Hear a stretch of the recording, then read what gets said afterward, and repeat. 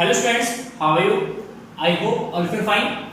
Student, today we are going to discuss a new topic of chapter gravitation, that is acceleration due to gravity.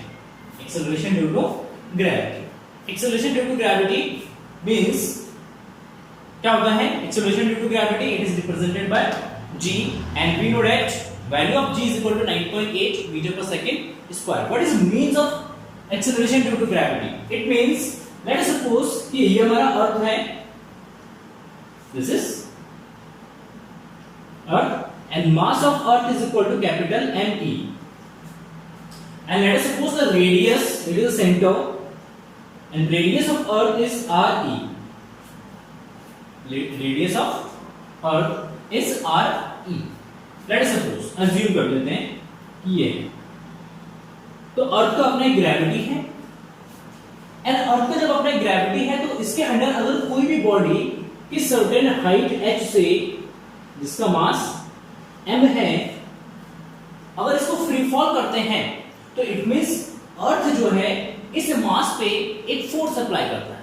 That force is mg, या हम simply यहां पे लिखते हैं force. कितना force apply कर रहा है अर्थ इस पे? That is according to Newton's universal gravitational law, that is F is equal to G me m by r e का स्क्वायर. या let us suppose अगर सम हाइट h है तो यहाँ पे फोर्स हो जाएगा r e प्लस h का स्क्वायर. कहां पे?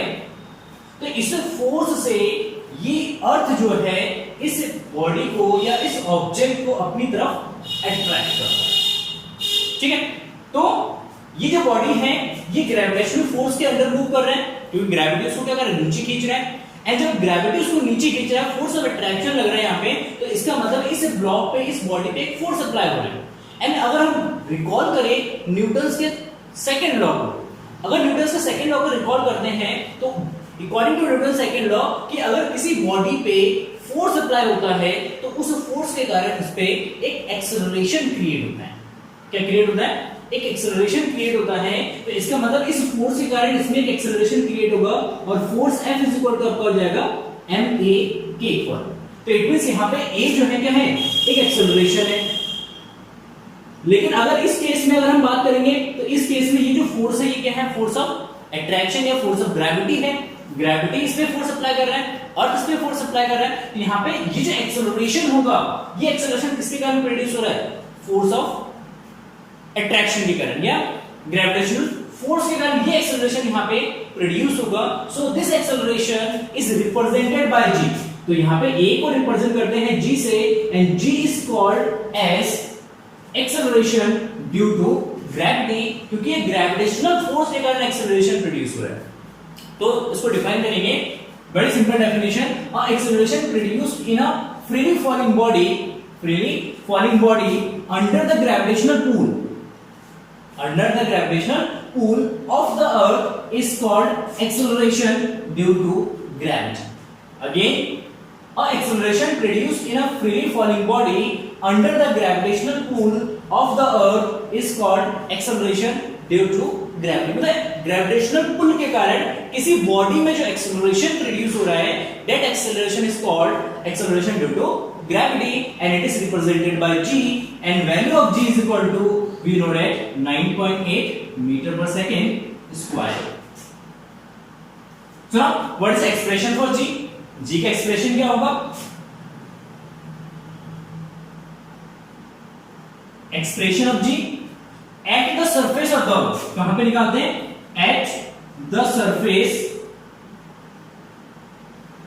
of earth. अर्थ के सरफेस पे निकालते हैं एक्सेलरेशन ड्यू टू ग्रेविटी. मतलब स्मॉल g का वैल्यू क्या होगा और वो किस फैक्टर्स पे डिपेंड करता है, वो कैलकुलेट करते हैं. So now at the surface of the earth, अगर सरफेस ऑफ द अर्थ ले रहे हैं तो it means height of the object is 0 और we can say negligible. At the surface of the earth मतलब बहुत ही नेग्लिजिबल हाइट पर है. जैसे ग्राउंड से इतने हाइट पे अगर कोई ले लेते हैं तो एक नेग्लिजिबल हाइट है उसके रेडियस के कंपैरिजन में, तो उसको हम एज अ सरफेस लेट कर सकते हैं. तो late us suppose let small m be the mass of object. ME is the mass of earth, and RE is equal to radius of earth. And here the force of attraction of gravitational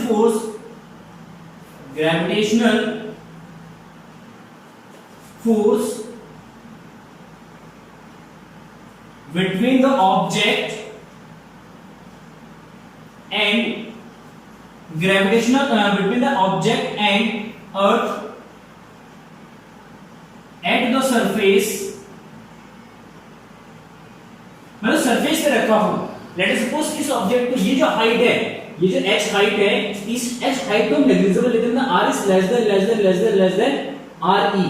देखिए यहां पे re radius of earth is equal to 6400 kilometre. 6400 kilometre, earth का radius होता है 6400 kilometre. Let us suppose ये height आपका 10 metre है, तो 10 मीटर के कंपैरिजन में 6400 किलोमीटर बहुत ज्यादा ग्रेटर है. तो उस केस में इस हाइट को हम क्या लेट कर सकते हैं, नेग्लिजिबल या एट अ सरफेस हम इसको लेट कर सकते हैं. Is it clear? So now force of gravitation that is F is equal to G me m by re का square, G me m by re का square, where r is the radius of the earth. ठीक है. अच्छा, according to Newton second law, according to Newton's second law,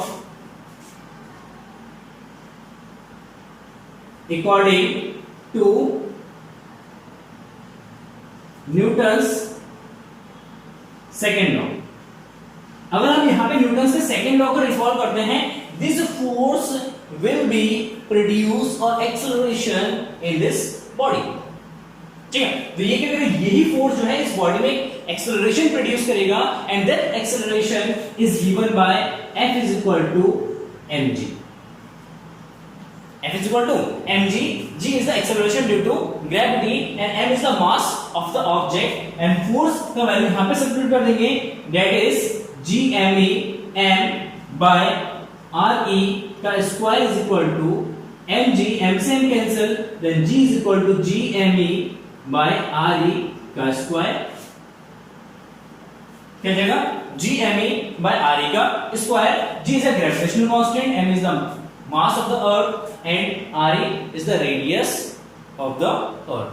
जब इस equations को हम solve करते हैं तो यहां से आपको मिलेगा G is equal to 9.8 metre per second. कितना 9.8 metre per second. It is a constant, but it's depends on the location of the earth. The value of G is depends on the location of the earth, and it is depends on the height of the earth surface and from the depth of the bottom surface. Depth of the bottom from the surface. ठीक है. मतलब ये G का जो value है वो earth surface से height पे डिपेंड करता है. सेकंड, अगर डेप्थ में जाएंगे और सरफेस से नीचे डेप्थ में जाएंगे तो उस केस में G का वैल्यू वेरी करेगा. एंड ये जो है लोकेशन टू लोकेशन आपका क्या होता है, वेरी करता है, क्योंकि अर्थ का जो रोटेशन है, अर्थ की जो रोटेशनल स्पीड है, उस रोटेशनल स्पीड पे भी G का वैल्यू डिपेंड करता है. ठीक है. तो हम आगे लेक्चर्स में हम ये स्टडी करेंगे कि G का वैल्यू जो है वो किस तरीके से आपका वेरी करता है. तो G इज इक्वल टू यहां पे आप लिख लीजिए, क्योंकि मोस्ट ऑफ केसेस में हम G का value 9.8 metre per second square use करेंगे या 10 metre per second square use करेंगे. This is the acceleration due to gravity. And second is weight.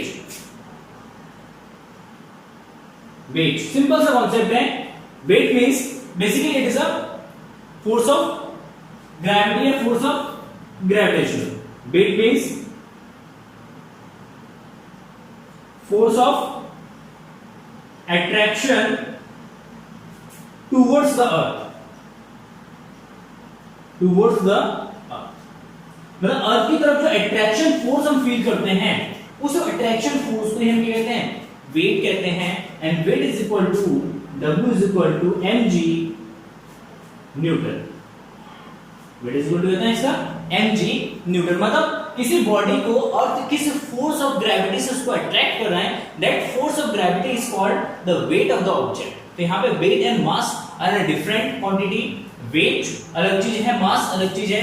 Wait आपका मेजरमेंट बताता है कि अर्थ ऑफ ग्रेविटी, अर्थ की जो ग्रेविटी है वो आपको किस फोर्स से अट्रैक्ट कर रहा है। मास आपको बताता है कि उस बॉडी के पास कितना इनर्शिया है। तो इनर्शिया का जो मेजरमेंट है वो मास देता है, या मास का मेजरमेंट इनर्शिया बताता है।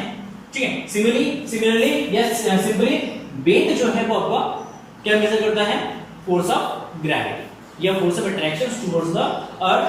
एंड इसको हम मेजर करते हैं न्यूटन में, किसमें मेजर करते हैं, न्यूटन में मेजर करते हैं। एंड मास को हम केजी में मेजर करते हैं। तो again weight is a vector quantity and mass is a scalar quantity.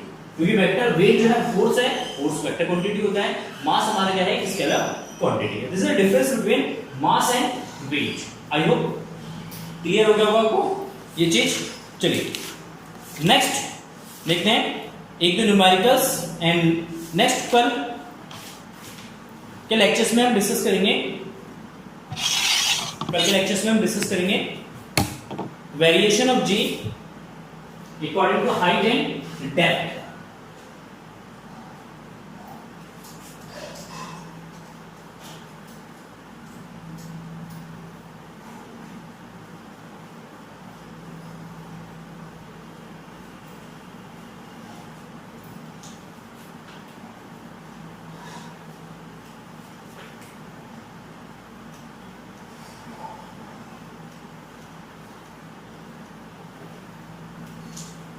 सुनो, नेक्स्ट हम कैलकुलेट करते हैं mass and densities of the earth. Mass and density of the earth calculate करते हैं, उसमें न्यूमेरिकल्स देखते हैं, अगर टाइप होगा तो न्यूमेरिकल्स भी कर लेंगे। मास एंड डेंसिटी ऑफ अर्थ। ठीक है, देखिए मास कैसे कैलकुलेट करेंगे एंड डेंसिटी कैसे कैलकुलेट करेंगे।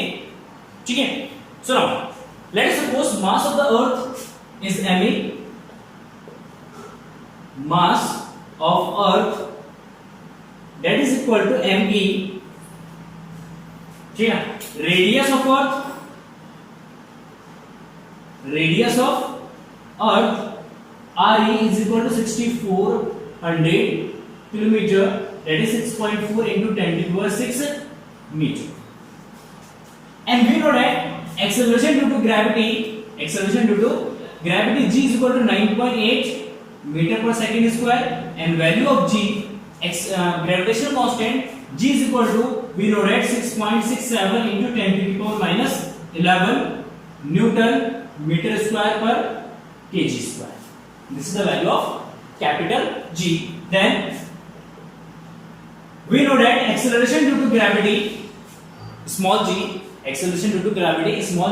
is equal to capital G me by r का square. We can say this is the relation between small g and capital G। कभी-कभी आपको क्वेश्चन में पूछ देते हैं कि small g and capital G में क्या रिलेशन है, तो this is the relation between small g and capital G। Is it clear? So now g is equal to what? Sorry, me is equal to r का multiply करेंगे तो g into r का square divided by capital G, and g is equal to 9.8 into re, यह 6.4 into 10 to the power 6 का square divided by g is equal to 6.67 into 10 to the power minus का 11, और इसको आप calculate कर लेना तो ये आपका मिलेगा 6 अप्रोक्सीमेट में मिलेगा 5.97 into 10 to the power 24 kg,